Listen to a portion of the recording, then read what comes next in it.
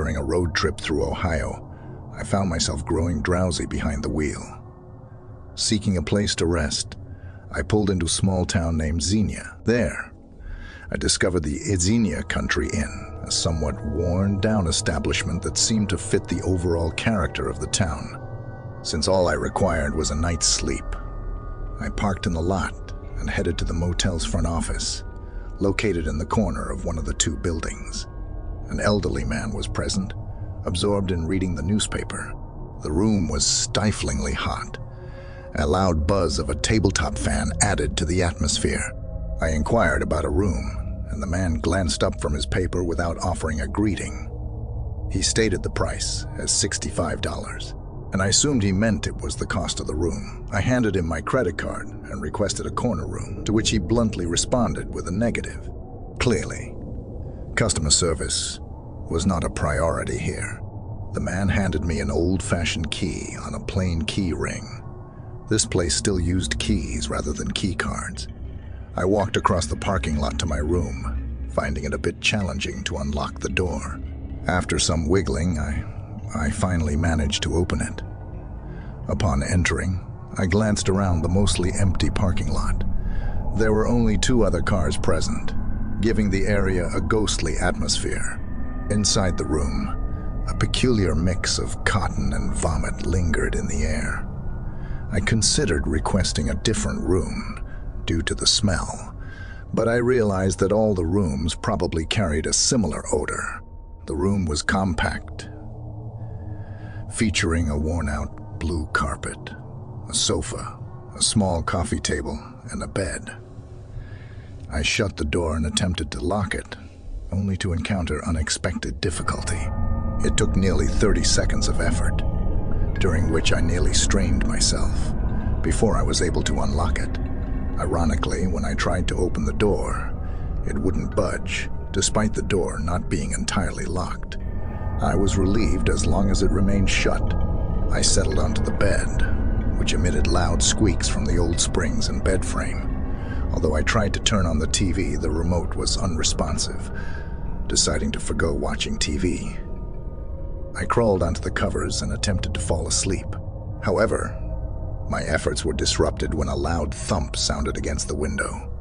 Startled, I looked towards the window and saw a man standing outside. He began speaking, claiming he was hurt and needed assistance. I could tell he had seen me lying on the bed. He pleaded for me to let him in, but I resisted, feeling that this situation might be a trap. Despite my refusal, he persisted, and I knew there was no way I would open the door. I suspected that he might be acting, and my instincts warned me against falling for his ploy. Eventually, after ignoring him for some time, he departed.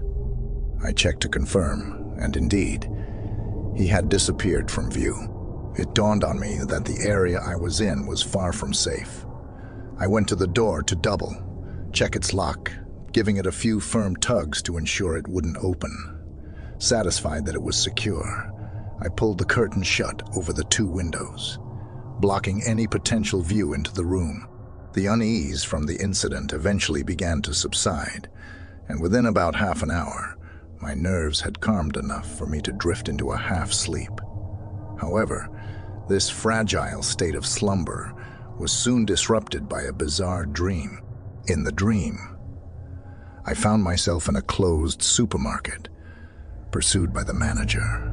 As the dream progressed, I noticed clicking sounds taking over, gradually overtaking my perception and merging with the dream. Suddenly, I was awakened by these clicking sounds, and I found myself shivering due to the cold in the room. I looked down and realized that the blanket had been pulled off me. Sitting up to recover the blanket, I glanced towards the foot of the bed, and there I saw a tall figure looming over me. Before I could react or scream, the figure hushed me, instructing me not to move. He assured me that he wouldn't harm me, as long as I remained still and quiet. The intruder asked where my wallet was, and I informed him that it was in my jeans pocket on the floor. My vision was dominated by this towering figure who moved towards the foot of the bed. then down to my jeans. I listened as he rummaged through the pockets, searching for my wallet. Once he found it, he inquired if there was anything else of value. I mentioned that I was merely on a road trip. With that, he fell silent and left the room. I rushed to relock the door as soon as he departed, struggling with the same difficulty I had encountered earlier. Subsequently, I contacted the police, although their immediate assistance proved elusive. Together with the man at the front desk, we reviewed the video footage captured. Unfortunately, the intruder had worn a face mask and a hat, concealing his features. Ultimately, I received a refund and quickly departed. Fortunately, I hadn't carried much cash in my wallet, and I took the necessary steps to cancel my cards. I decided to sleep in my car, having learned a vital lesson about avoiding sketchy motels. This experience served as a stark reminder to prioritize safety and choose accommodations more wisely in the future.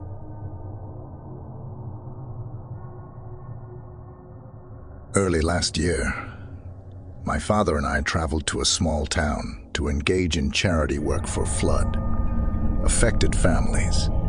After collecting a truckload of donated clothes and items, we spent the first night at a hotel overlooking the ocean. That night, we stayed up watching the Blair Witch Project on my laptop, using the hotel's Wi-Fi, and I didn't manage to get much sleep. For the second night, my mom booked us a room at a motel due to limited availability elsewhere. This motel was located near a trailer park and offered views of a large lake.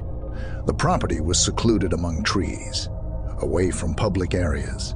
The motel was run by a couple, the managers who also lived there.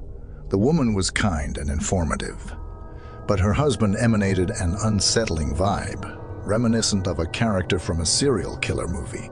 Throughout the day, my dad and I couldn't shake off the uneasy feeling about the place. To avoid returning to the motel as much as possible, we went out for pizza and a movie. When we returned to the motel around 8 p.m., it was pitch dark. As we retrieved our luggage from the truck, we discovered a bag of children's clothes hidden under a spare tire. Deciding to donate it to the nearby trailer park, we approached the front desk to ask the creepy old manager if we could leave the bag with him. However, he vehemently refused and walked away without explanation, leaving us bewildered and unsettled. Feeling uneasy after this encounter, we decided to drop off the bag in a charity bin back home. We went to bed after taking showers, and I recall being awake at 2:17 due to my dad snoring. I stayed up reading a book on my phone, lying in bed facing the door. I began hearing cars speeding up and down the driveway, attributing it to some rowdy individuals. Suddenly, a bright blue light seeped through the door's cracks, accompanied by unintelligible whispers on the other side. Petrified, I was unable to move, my heart racing and my hands trembling. The door handle started to rattle, intensifying my fear. The light vanished, followed by eerie silence. I remained motionless for what felt like hours, then eventually woke my dad to recount what happened.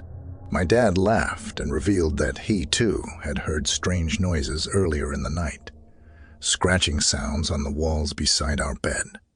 He asked me to listen, and I heard brief scratches coming from our bed frame. Terrified, I sprang out of bed and urged my dad that we needed to leave immediately.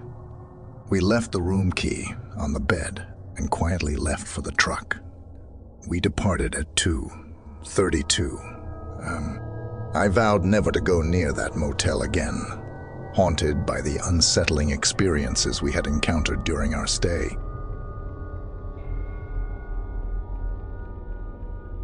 During a weekend trip with my ex-girlfriend in the mountains, our explosive relationship took a bad turn in the hotel room. We couldn't stand being in the same room, so I drove to a nearby motel for a more affordable accommodation. I hoped that by giving her space, things would improve by morning. I checked into a modest motel room with just a queen-size bed, a TV, and a sofa. After spending some time playing games on my phone, I noticed a strange noise, which I initially thought came from the TV. But when I turned it off, the noise persisted, originating from the room next door. It was muffled, making it difficult to determine its source. As I tried to sleep, there was suddenly a banging on the wall that separated our rooms.